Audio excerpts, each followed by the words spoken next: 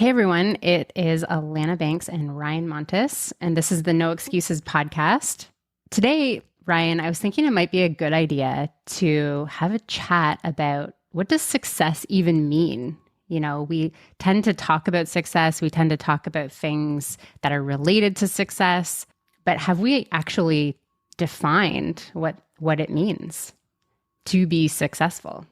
Have we defined it, like you and I?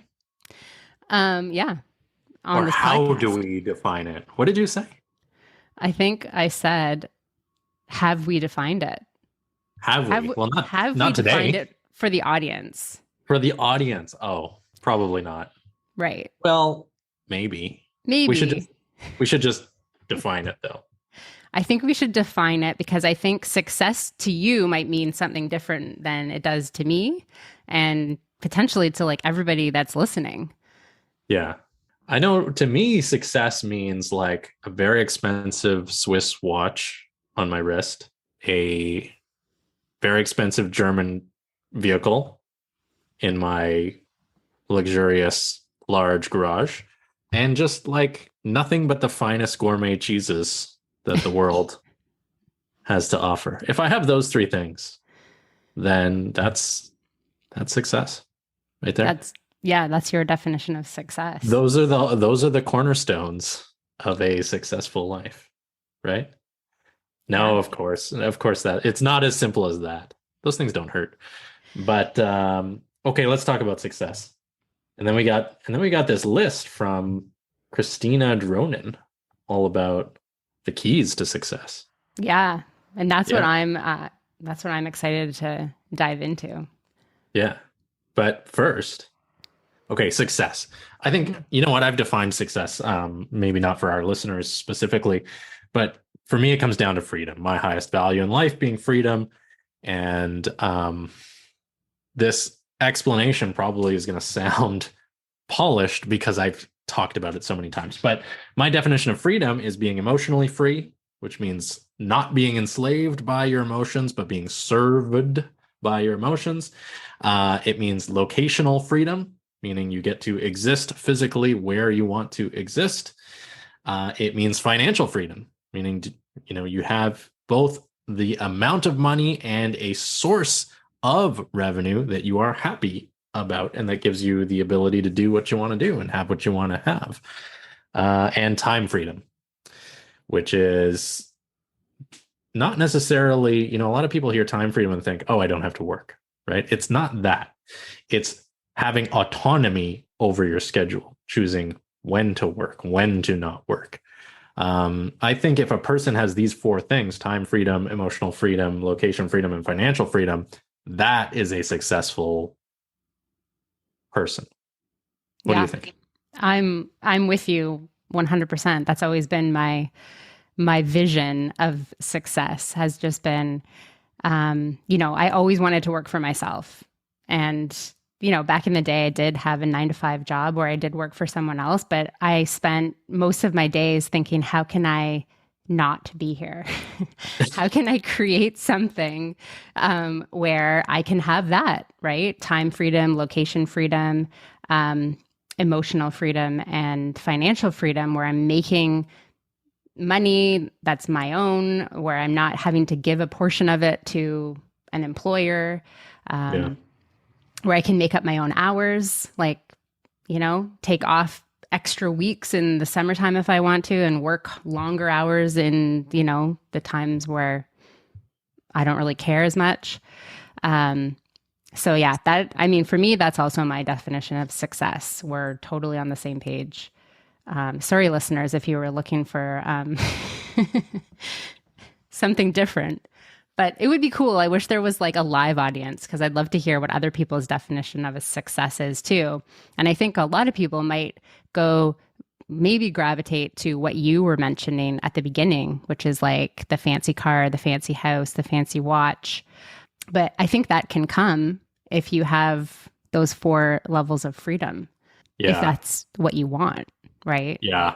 I mean, those things, the sort of luxuries in life, I think are more the symptoms of being successful rather than, the definition of being successful. I Yeah. think, success is a very contextual and a very personal matter, right? Hmm. My definition of success in terms of what my life and my results look like is going to be different than the next person's definition of success. But probably what we have in common to find the common grounds is that I think most people would agree that success is, living a life that is happy and, free of duress, so to speak.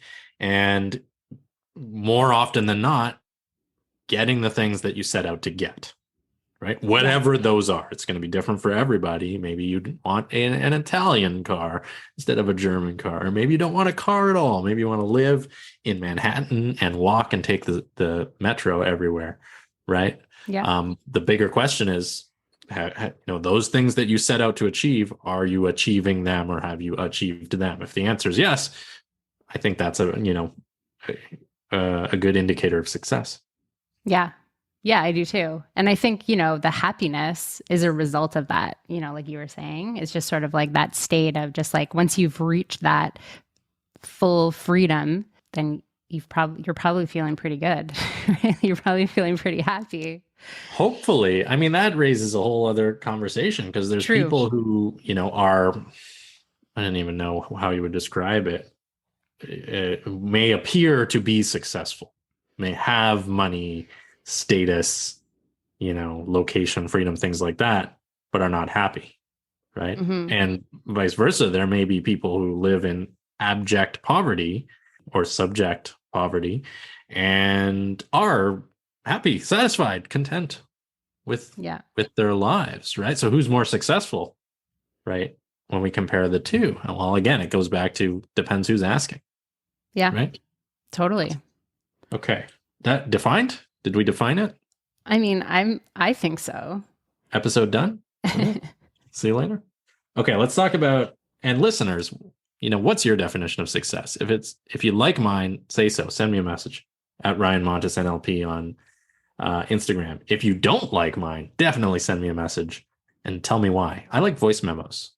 Hmm. Alana, do you like voice messages? I love voice memos. I don't Yeah. like it when they're too long or if like I get multiple because then I'm like, oh, Yeah. okay, I got to get into this. Like we need to have a phone call.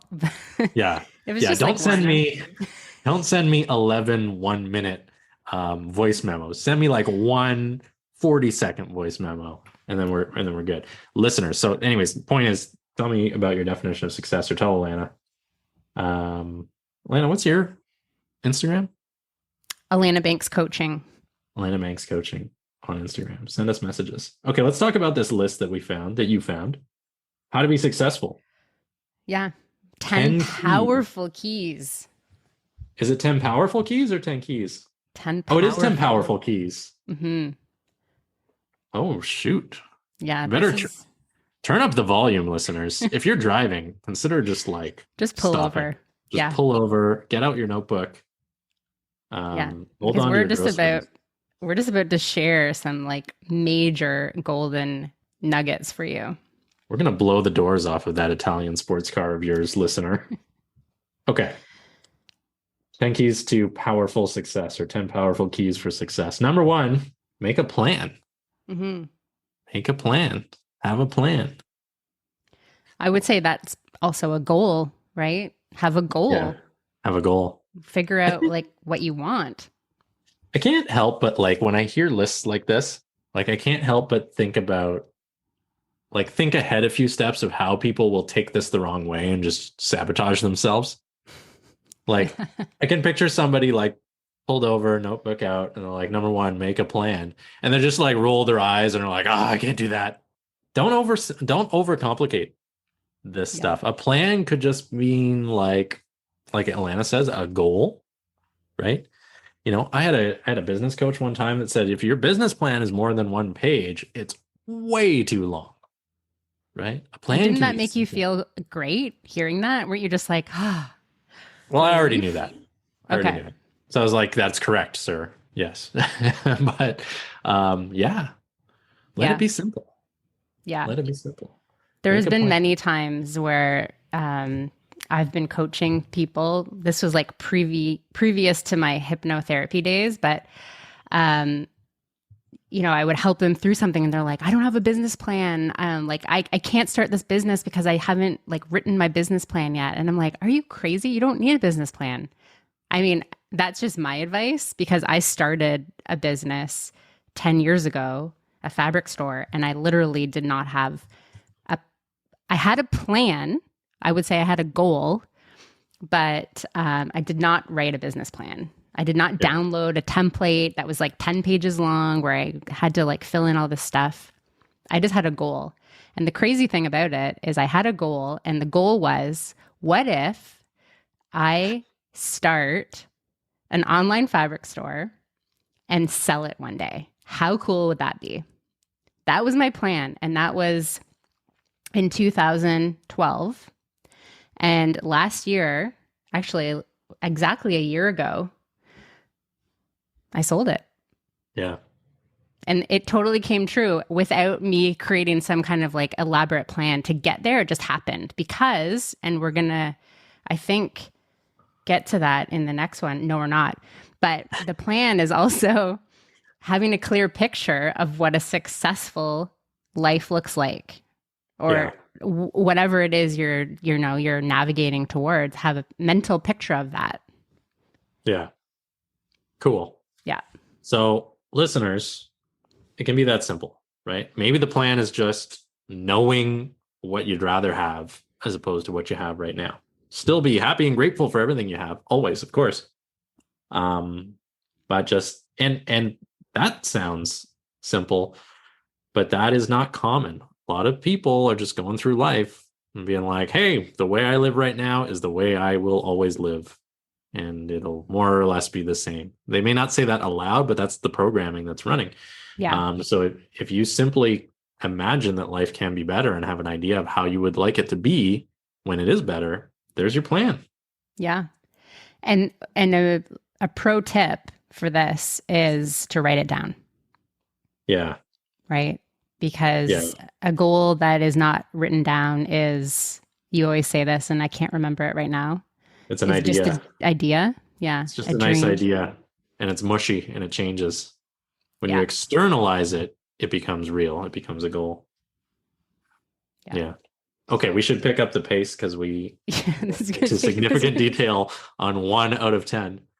Okay, number 2. But that one was important. So I think, That one listeners, is that is the important. most important. That's going to like get you moving. So Okay, that's fine. No regrets, Alana. No regrets. I'm just saying.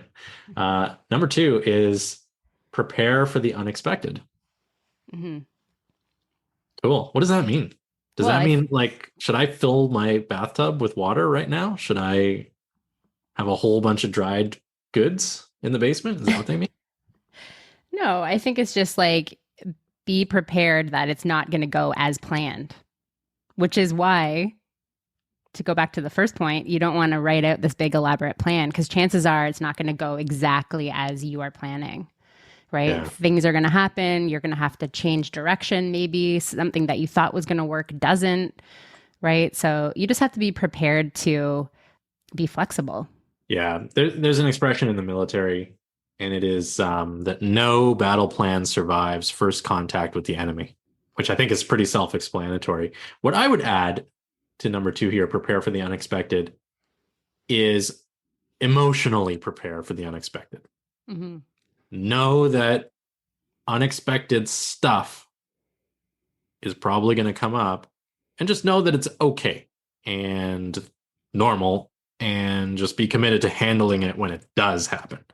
If you are emotionally strong and you accept that, there's going to be zigzags on the route to Successville, then you won't be perturbed when the unexpected occurs, right? Mm-hmm. But, if you are emotionally or behaviorally inflexible and, a route that you attempt to go down is blocked, then that's going to be a problem for you. So don't let that be a problem. Understand there's more than one way to get downtown. Right? Yeah. And Yeah. I if the love that road's expression. closed, yeah, if the road's closed, get on your bike and ride, or get on your shoes and walk, or get on your subway and Yeah. be a passenger or whatever. Right? Yeah. Cool. Okay. All right. That's number two. What's number three, Alana? Prioritize your goals. Oh my goodness, so many people don't do this. Hmm. So many people. Yeah. So this is where, you can start to procrastinate, right? Like, what you want, kind of like the things that you have to do to get there. But then you're just like, well, I'm just going to do these things right now because they're easy. And I know this thing is going to be the thing that's going to get me closer to my goal, but that seems really challenging. So I'm not going to do that right now. Yeah. Um, And also I think prioritizing your goal means being willing to temporarily sacrifice certain things, mhm. right? Like how many people are not starting their business because they'd rather go out drinking every Friday and Saturday night and then they burn through their weekend having fun. I'm not saying that's a waste of time or it's wrong. You live your life however you want, but don't complain to me that you don't have time to, start a side hustle or grow your business or become an entrepreneur when, you're bowling 3 nights a week or you're whatever, right? Mhm. Yeah. Um, if and that's fine. That's fine if you want to spend your time however you want to spend your time. Just you'll need to admit to yourself that whatever that is that you're spending your time on is a higher priority than your other goals, and that's okay, Yeah. right? But if you're serious about a thing, whatever your definition of success is, well, prioritization is going to be a skill that is important. Even now, today, even now, my business is successful. I'm successful. Very grateful to say I still get up at 5 in the morning. I still prioritize growth over many other things, Mhm. right? Yeah. Yeah, like I mean, I even think about when I started my first business, I was working full time. And so, I probably could have said to myself, "Oh, I don't have time for this because, I have a full-time job." But I made it a priority in my evenings Yeah. to work on it. Yeah. And, a few evenings a week working on a business for, 2 hours or something like that, that adds up and you get a lot of stuff done if you're prioritizing your time. I could have just come home and, had dinner and watched TV and then gone to bed, but I chose not to do that. Yeah. I think some people would make the argument. They would say, "Yeah, but I gotta enjoy my life. I gotta relax. I don't want to burn out. I don't want to this. I don't want to that." And I would say, "Okay, cool, but why are you not enjoying your other pursuits, right? Why is the only way Mm-hmm. to enjoy life by doing things that are taking you away from building that which you are passionate about, right? I think many people err on the side of too much avoidance of burnout, too much of the, oh, but I have to enjoy my life. Of course you do, Mm-hmm. right? Of course you do. Um, but prioritization, is a many faceted thing. It's not black or white. It's not like I'm going to spend all my free time building the business and zero watching Netflix. It's Yeah, like instead of 10 hours a week watching TV, watch TV 5 hours a week and spend 5 hours, whatever, doing work, hustling. totally. And Yeah. I don't know about you, but for me, when I'm working on something that I'm really passionate about, it fuels me. I actually Yeah. feel more energized. So I'm just like, I want to get up earlier to get Yeah. to it. Or, I stay up late and I'm okay in the morning because I'm doing something that I'm like feeling really energized by. Yeah. So anyway, Cool. Got him. Take that, listeners. Um, Take that, excuses. No yeah, excuses around it. no Okay. excuses. Come on. What's the next one? The next one's good. Number 4 is develop good habits. And I'm going to add a Ryan Montes caveat to number 4, develop good habits, but don't allow them to become a crutch. Have Mm, great habits, but don't be one of those people that says, "Oh, I missed my yoga class this week, so I can't be effective." Nay, nay, nay. Good habits are good, but they're the icing on the cake. They're not the cake. At least mhm. this is my opinion. This is my opinion. Other people will have a different opinion. What do you think, Yeah. Alana? No, I agree. I mean, I think we talked about that in the episode where we were talking about morning routines. Like, if your morning routine is taking like 5 hours Mm, every day, then, yeah. you know, You might want to Yeah. reconsider what you're doing. Um, Streamline slightly. yeah. Yeah. But yeah, developing good habits. I think this applies to like really anything in life, including success. Is just have some good habits in place, and that also just kind of gives your day some structure too. I find it's just like routine. You know, humans are creatures of habit, so I think it just gives you a routine, and it's like an anchor for, you know, whatever it is you're doing. Yeah. And, how we do anything is how we do everything, I think is one of the sayings. So having good habits can mean just, having clean habits, getting in the habit of responding to emails in a timely manner or deleting them and not responding at all, but not having them just like pending and piling up. Same with Yeah. laundry, same with dishes, same with, getting yourself in the habit of being a person who takes care of things in Yeah. a timely manner. It will translate across many different contexts Yeah. when you do that. And that's only one example. That's only one Hmm. example, right? You can also be in the habit of setting boundaries. You can be in the habit of being kind. So habits are not necessarily just, success rituals. It's the repetition of value-based behaviors as well, right? Totally. Yeah. Yeah. Well, it makes me think of that, like, make your bed. Like, you know what I mean? Just make your bed every day. Getting in the habit of just doing that is going to actually have a ripple effect in the rest of your day. So make Agreed. your bed. Make your bed every Make, day. Start with that. make your bed, everybody. Cool. Okay. I don't do that, by the way. But I'm the exception. Anyway. Okay, but I do other stuff. Okay. So that was number 4, develop good habits. Number 5. What's number 5, Alana? Learn from your mistakes. This Yeah. one is really, really important, in my opinion, Hmm. because when you mess up, especially as an entrepreneur, I mean, you're going to mess up. Let's just be honest. There's going to be things that happen that derail you, or, you know, that you may perceive as a failure, like, oh, that didn't work, or that launch didn't happen, or no one showed up to this event, or no one liked my content on social media. But really, that's just data, right? That's just evidence that you need to just make a correction or try something else, or yeah, like try something else, course correct, do something, you know, that's going to put you back on track. So learning from your mistakes is extremely valuable, and it's going to keep you focused on your goal rather than seeing mistakes as like, oh my gosh, I got to throw in the towel. I'm not cut out for this, and just giving up. Yeah. I think, first of all, let's reject the word mistakes, right? Let's say maybe missteps or whatever, right? Because there's no mistakes Mm-hmm. if you're learning, right? It's only feedback. There's no failure. There's only feedback, right? There's only evidence. There's only data for which to improve your technique upon. And I think when it comes to learning from your mistakes versus being crippled by your mistakes, it comes down to your underlying belief. If you have a self-image of somebody who's going to accomplish the goal no matter what, you will automatically seek evidence of that. And when you have a misstep or a mistake, you'll automatically look at it as data. Okay, now I figured out another way to not do it.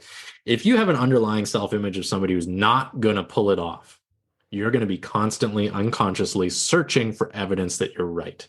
And you're going to fixate on your mistakes and see them as evidence that you should give up. And if you are listening to me say this and you're recognizing this pattern in yourself, good, because now you're aware of it. Stop it, right? Mm-hmm. Look inward, message Alana about getting into either a recording or getting into one of her self-image workshops, because that's something to address, right? This is one of those things that I think if a person's serious about success, it needs to go without saying that you're learning from your mistakes, your missteps are evidence. And you get that, was it Edison that invented the light bulb? He Yeah. found 10,000 ways to not get a light bulb going before 10,001 actually worked, Yeah. right? He learned from his so-called mistakes, right? And Yeah. changed the world for it. Yeah. And the other thing that this makes me think of is the more mistakes you endure, right? Like the more times someone says no to you, it's just building you for a larger and larger capacity, right? And the story that I've heard that I think is so cool that goes with this is Walt Disney.